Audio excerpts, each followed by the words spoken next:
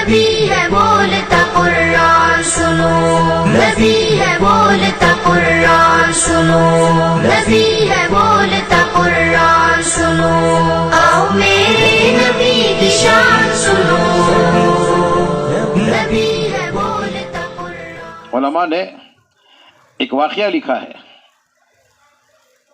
اس تعلق سے کہ انسان اگر اللہ تعالیٰ انسانوں پر چھوڑ دیتے تو انسان اپنی عقل سے بسا اوقات ایسی چیز کو جو اس کے لیے خطرہ ہے، اس کے لیے نقصان کی چیز ہے، ایسی بات کو اپنے لیے ہنر سمجھتا ہے، اپنے لیے اچھائی اور خوبی کی چیز اور اپنے لیے کمال کی چیز سمجھتا ہے، اور حقیقت میں یہ اس کے لیے کمال کی چیز نہیں بلکہ اس کو بربادی کی طرف لے جانے والی ہوتی ہے۔ لکھا ہے کہ سلطان محمود غزنوی رحمۃ اللہ علیہ ان کا معمول تھا کہ وہ موقع موقع سے عام اور سادہ لباس پہن کر اپنی پبلک اور رعیت میں کبھی کبھی چکر لگاتے تھے، گشت کرتے گھومتے پھرتے تھے۔ ایسے ہی معمول کے مطابق ایک موقع پر وہ نکلے، رات بہت گزر چکی تھی، ایک علاقے میں گلی میں پہنچے تو وہاں ایک کارنر پر 5 چور بیٹھے تھے۔ دور سے ہی ان کے ہاؤ بھاؤ کو اور ان کی حیت اور شکل کو دیکھ کر سلطان محمود غزنوی رحمۃ اللہ علیہ سمجھ گئے کہ ہو نہ ہو یہ چور ہے۔ وہ سادہ لباس میں تھے اس لیے چور پہچان نہ سکے، یہ خرامہ ایک سادے آدمی کی چال چلتے ہوئے ان کے پاس پہنچے۔ ایک اجنبی آدمی ان کے پاس آیا، وہ ایک دم گھبرا گئے اور پوچھنے لگے بھائی کون؟ تو بادشاہ نے حکمت سے جواب دیتے ہوئے کہا کہ گھبرانے کی ضرورت نہیں ہے، میں تمہیں جیسا ایک آدمی ہوں۔ ان کو اطمینان ہو گیا، کہاں بیٹھو۔ وہ سمجھے ہم جیسا ہے کا مطلب یہ کہ یہ بھی چور ہے، تو کہا بیٹھو، 5 سے بھلے 6۔ اب مشورہ کیا آج کام کرنا ہے، کیا کرے، کس طرح کرے۔ ایک صاحب نے کہا کہ ہم جتنے جمع ہوئے ہیں یہ سب اپنے اپنے ہنر کو بتائیں، اپنے اپنے کمال کو بتائیں کہ کس کے اندر کیا کمال ہے، کیا ہنر ہے، تاکہ اس کو سامنے رکھتے ہوئے اس کو کام سونپا جائے۔ تو ایک چور نے کہا کہ میری آنکھوں میں یہ طاقت ہے کہ میں رات کے اندھیرے میں جس کو دیکھتا ہوں دن کے اجالے میں اس کو پہچان لیتا ہوں۔ دوسرے نے کہا کہ میرے کان میں یہ استعداد ہے کہ کتا اگر بھونکتا ہے تو اس کی آواز سن کر میں بتا دیتا ہوں کہ کتا کیا کہہ رہا ہے۔ تیسرے نے کہا کہ میرے پاس یہ کمال ہے کہ میں ناک سے سونگھ کر بتا دیتا ہوں کہ خزانہ اور سونا چاندی کہاں پر دبایا پڑا ہوا ہے۔ چوتھے نے کہا کہ میرے پاس ایسی آئیڈیا ہے کہ میں اس آئیڈیا سے کتنی ہی اونچی سے اونچی دیوار کیوں نہ ہو اس پر کمند اور رسی ڈال دیتا ہوں جس کے ذریعے سے چڑھنا آسان ہو جائے۔ اور پانچویں نے کہا کہ میرے بازو میں اتنی طاقت اور اتنا زور ہے کہ میں مضبوط سے مضبوط دیوار پر بھی مکہ ماروں تو وہاں سوراخ اور ہول ہو جاتا ہے۔ اس طرح جو پرانے 5 چور تھے انہوں نے اپنا کمال اور اپنے ہنر بتائے۔ پھر اس نئے اجنبی آدمی کی طرف متوجہ ہوئے کہ بھائی آپ بھی اپنا کوئی کمال بتاؤ۔ تو بادشاہ نے سوچ سمجھ کر بتایا کہ میرے اندر یہ کمال ہے کہ میں مراحم خسروانہ سے یعنی رحم کے جذبے سے، ہمدردی کے جذبے سے اپنی داڑھی کو ہلاتا ہوں تو بڑا سے بڑا مجرم اور بڑا سے بڑا پاپی یہ اس کی سزا معاف ہو جاتی ہے۔ اس نے ایک کمال بتایا، وہ بادشاہ تھے، بات ان کی سچی تھی۔ اب سارے ساتھی خوش ہو گئے کہ یار آج تو ہمارے پاس ساری خوبیاں جمع ہیں، ناک کی طاقت بھی ہے، کان کی طاقت ہے، آنکھ کی طاقت ہے، ہاتھوں کی طاقت ہے، بازو کی طاقت ہے۔ اس لیے کوئی بڑی جگہ حملہ مطلب بھلا بولنا چاہیے، یعنی چوری کا کام کرنا چاہیے۔ اور پھر ایک کمال یہ بھی ہے کہ داڑھی ہلے گی تو جان بخشی ہو جائے گی، تو پھنسیں گے تو داڑھی ہلنے سے بچ جائیں گے۔ مشورہ کرتے کرتے یہ طے ہوا کہ آج تو بادشاہ کے خزانے پہ ڈاکہ ڈالنا ہے۔ روزانہ چھوٹی چھوٹی چوری کرے اور مگج ماری، اس سے بہتر یہ ہے کہ ایک بڑی چوری کر لے، ساری قوتیں جمع ہیں تو ہمیشہ کا آرام ہو جائے گا۔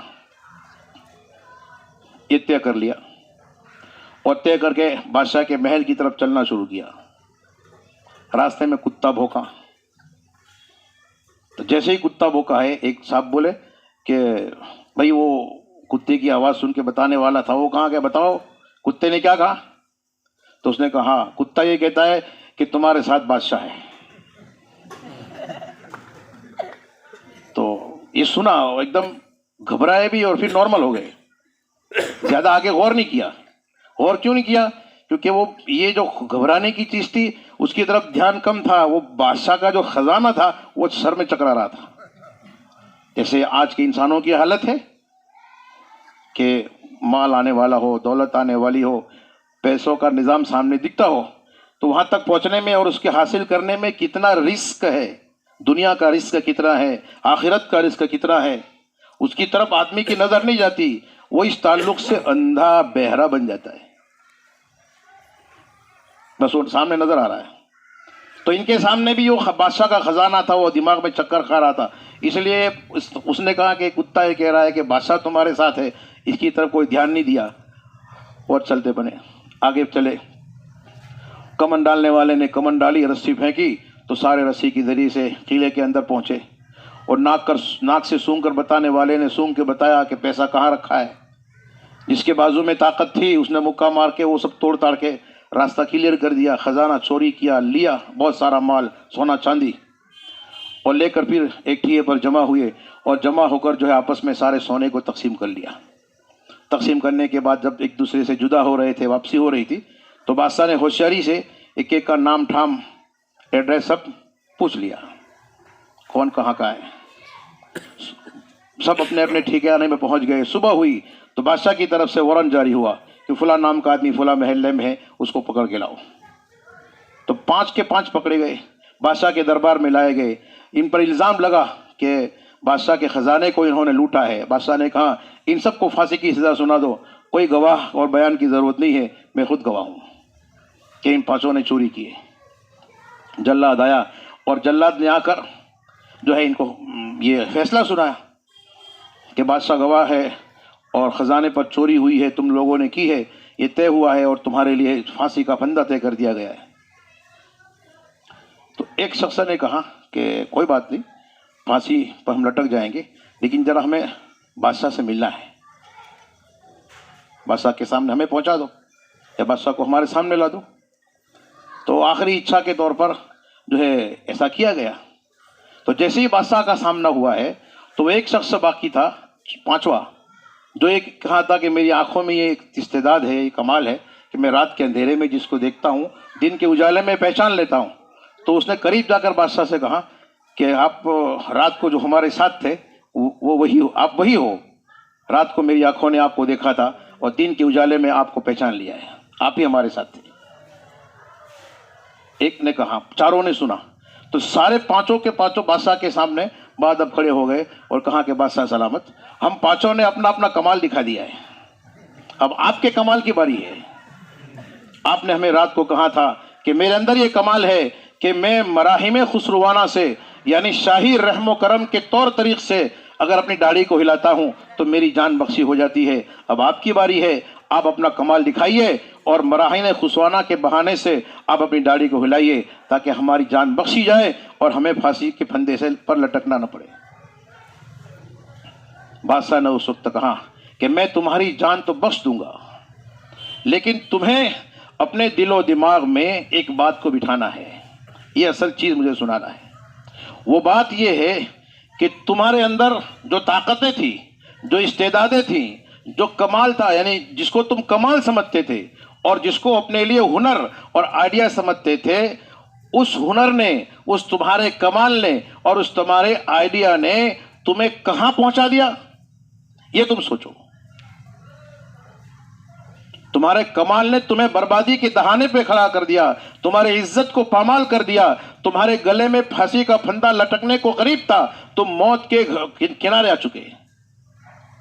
اور جس کو تم کمال سمجھتے تھے اور اپنے لیے بہت بڑی آئیڈیا اور ہنر سمجھتے تھے اور جس پر خوش تھے اور نخرے کرتے تھے، آج وہ چیز تمہارے لیے فائدے کی چیز، فائدے کا ذریعہ نہیں بنی، بلکہ تمہارے لیے نقصان کا اور تمہارے لیے خطرے کا، ذلت کا، رسوائی اور بے عزتی کا ذریعہ بنی ہے۔ یہ تمہیں سمجھنا ہے۔ علماء نے اس واقعے کو لکھ کر امت کو یہ سبق سنایا ہے کہ بہت سی مرتبہ انسان بے خبری میں، غفلت میں، دنیا کی محبت میں چکنا چور ہو کر اپنے اصلی انجام کی طرف سے نگاہ ہٹا کر یہ سمجھ لیتا ہے کہ میرے لیے کامیابی کا راستہ یہ دنیا کے راستے پہ چلنا ہے، مال دولت کے راستے پہ چلنا ہے، روپیے پیسے کے راستے پہ چلنا ہے، اور یہ سوچتے ہوئے آخرت کی اور مرنے کے بعد سے شروع ہونے والی جو زندگی ہے اس کی طرف سے بے پرواہ ہو جاتا ہے اور غفلت کے پردے میں پڑ جاتا ہے۔ یہ اس کا دھوکہ ہے۔